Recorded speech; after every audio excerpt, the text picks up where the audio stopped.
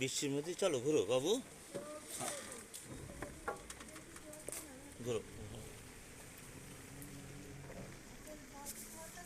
হ্যাঁ, না হাড়ের বালতি আমার কাছে, ওইখানে দাঁড়া আমি নিয়ে আসতেছি।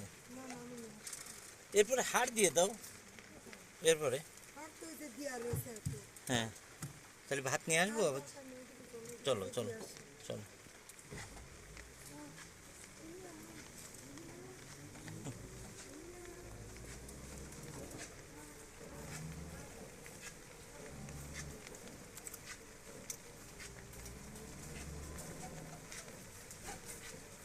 আমি বাবুরই তাই ছিনতাইকারীদের গল্পটা বললাম যে 3 চাপাটি বের করে আমাদের সাথে এসে কয় যা আছে বের কর।